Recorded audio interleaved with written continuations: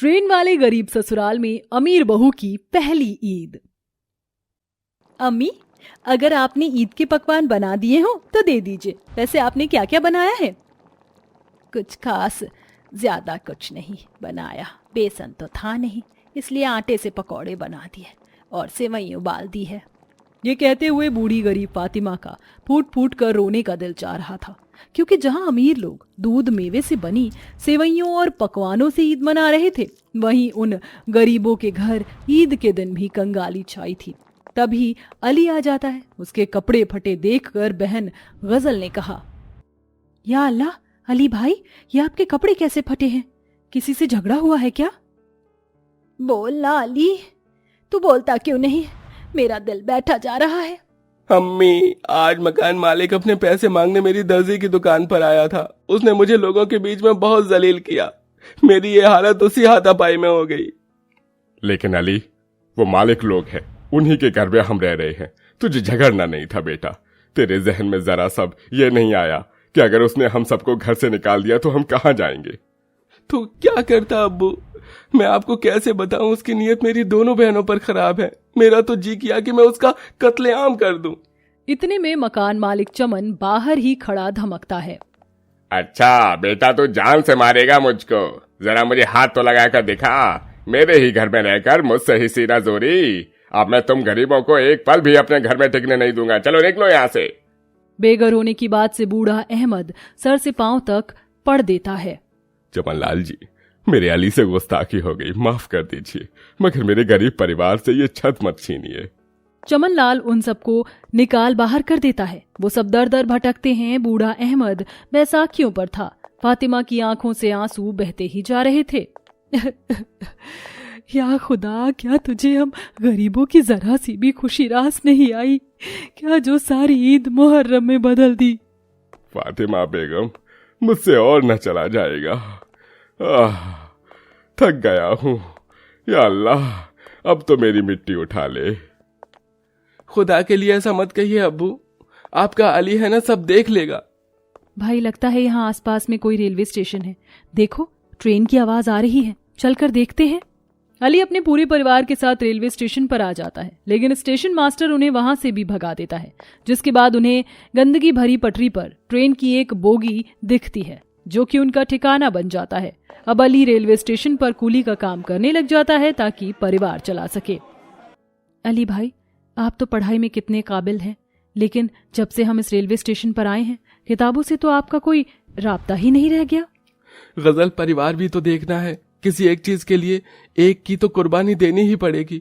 फिर कल को तुम दोनों का निकाह भी करना है। अम्मी अब्बू के लिए एक घर बनाना है। इस टूटे फूटे ट्रेन बोगी में सारी जिंदगी तो नहीं गुजार सकते ना। अली, अपनी अम्मी की एक बात मानेगा बेटा?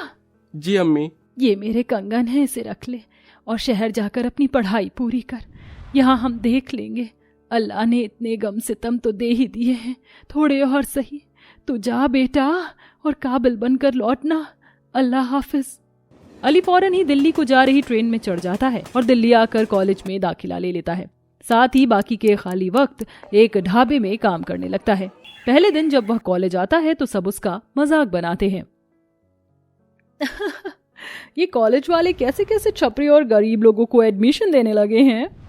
क्यों मोहतरमा, क्या गरीब को पढ़ने का हक नहीं? हबे ओ जलालुद्दीन की छठी औलाद, लगता है तुझे तेरी औकात दिखानी पड़ेगी।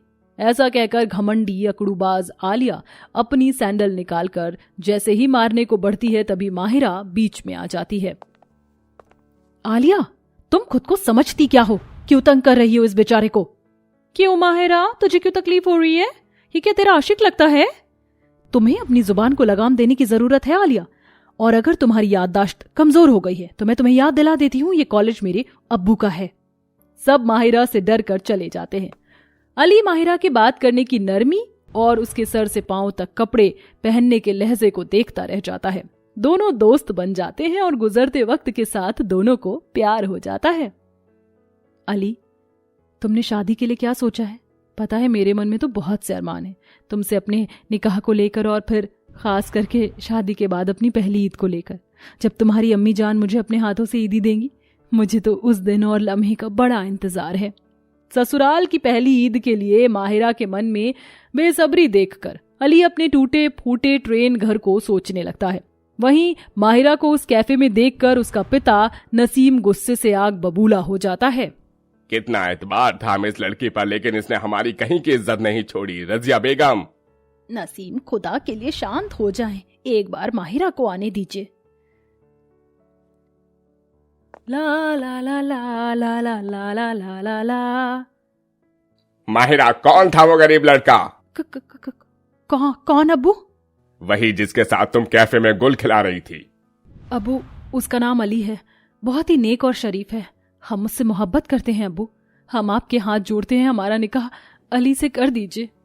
एक बार फिर सोच लो माहिरा, क्योंकि जिंदगी तुम्हें गुजारनी है। उसे चुनकर ये ऐशो आराम, ये महंगे कपड़े, रोज का दावत सा खाना पीना, ये सब तुम्हें नहीं मिलेगा। मुझे अली के साथ हर गम कबूल है अबू। माहिरा रजिया और नसीम की इकलौती बेटी थी, इसलिए दोनों अली के साथ उसकी खुशी देखकर उसकी शादी कर देते हैं। अली माहिरा को अपने परिवार से मिलाने लाता है। अली, कितने अच्छे दिन पर हम अपने ससुराल तशरीफ रखेंगे। आज रमजान का पहला रोजा है। अरे हाँ, ये तो मेरे जहन से निकल ही गया था। मैं तुम्हारे लिए फल खरीद कर लाता हूँ। नहीं अली, रहने दो। मेरी बड़ी तमन्ना है कि मैं अपनी रमजान की पहली इफ्तार ससुराल वालों के साथ करूंगी। दोपहर की चिलचिलाती धूप और गर्मी में ट्रेन उन्हें अलीपुर रेलवे स्टेशन पर उतारती है, जहां बेचारे गरीब ससुराल वाले पटरी की गंदगी में टूटे छत की ट्रेन बोगी में तिरपाल डाल रहे थे। अली, हमारा सूटकेस भारी है, कुली को बुला लो सामान उठाने को। माहिरा, हमें ज्यादा दूर नहीं जाना, बस यहीं पास ही तक जाना है। अस्सलाम वालेकुम अम्मी अब्बू। अली को देखकर बूढ़ी फातिमा गले से लगा लेती है। अली, मेरा बच्चा, कितने मुबारक रोज पर आया है तू। हाँ अली भाई, आप आ गए, हमें बहुत खुशी हुई, वरना लगा था कि इस बार की ईद आपके बगैर मनानी पड़ेगी। ट्रेन बोगी में बसे अपने गरीब ससुराल को देखकर माहिरा बेहद दुखी होती है। या अल्लाह, हमारे ससुराल वाले यहाँ गंदगी में किस तरह रह रहे हैं। भाई, ये आप किसे लाए हैं अपने साथ? ये तुम्हारी भाभी है नगमा। ये सुनते गरीब ससुराल वालों के चेहरे पर मुस्कुराहट आ जाती है। माशाअल्लाह, बहुत ही सुंदर हो तुम।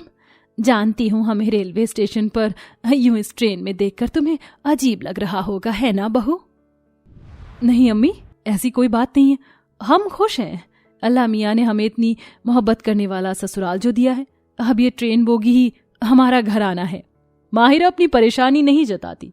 एक बार फिर अली घर का खर्च चलाने के लिए चिलचिलाती धूप में कुली बनकर सामान उठाता है, तो वहीं रोजे रखकर भूखी प्यासी गजल और नगमा भी रेलवे स्टेशन पर पानी बेचती किसी तरह रूखे सूखे से रोजे गुजर जाते हैं। अब ईद में एक दिन रह जाता है। अली बेटा, बहू की ससुराल में पहली ईद है। एक तो पहले ही हम गरीब उस बेचारी को इस गर्मी में ट्रेन बोगी में रख रहे हैं, कम से कम हमें उसकी ईद मुबारक करनी चाहिए। ज्यादा नहीं तो एक आध ईद का जोड़ा सिलाना था और कुछ पकवान और सेवैयां बनाते। अली अपनी जेब टटोलता है। अम्मी ये लो, कल और आज सामान उठाकर कुल 200 कमाए हैं। नगमा, गजल, लाओ तुम भी पैसे दो। ये लो अम्मी जान, अल्लाह के करम से मैंने भी आज 100 रुपए का पानी बोतल बेचा। नगमा, तुम भी पैसे दे दो। नहीं, ये पैसे मैंने अपने झुमके के लिए जोड़े हैं आपा। नगमा, क्या तुम नहीं चाहती कि हम घर में आई नई भाभी जान की ईद मुबारक करें और वो खुश हो? हाँ, चाहती हूँ। ये लो अम्मी। बेचारे ससुराल वाले अपनी खुशियों की कुर्बानी देकर पैसे जोड़ते हैं। ईद की सुबह सुबह ही उठकर फातिमा रेलवे स्टेशन से ईद के लिए लगे बाजार में आती है। या अल्लाह, नए शरारा सूट का दाम इतना ज्यादा है, कुछ और देखना होगा। तभी फातिमा एक आदमी को देखती है जो कि पुराने सूट बेच रहा था। उसी में से फातिमा एक सूट और बचाए पैसे से सेवई, दूध, थोड़े फल लेकर घर आती है और उसे ही बनाती है, जिसके बाद ससुराल वाले मिलकर बहू को पहली ईदी देते हैं। बहू, ये लो तुम्हारे गरीब ससुराल वालों की तरफ से तुम्हारी पहली ईदी। तुम्हारे हिसाब की तो नहीं, जितना बन पड़ा कर दिया। माहिरा खुशी से रो पड़ती है। शुक्रिया अम्मी जान, आप सभी ने मेरी ससुराल की पहली ईद को खुशियों से भर दिया। अल्लाह का शुक्र है जो उसने हमें इस घराने की बहू बनाया। माहिरा उस तोहफे को सर आंखों पर लगाती है और सास का दिया वह पुराना धुराना सूट भी काफी शौक से पहनती है, जिसके बाद थोड़े से पकवान और सिवैयों में भी सब मिल बांट कर खाते हैं। इसके बाद सब मिलजुल कर मेहनत करते हैं, जिससे उनके हालात भी सुधर जाते हैं।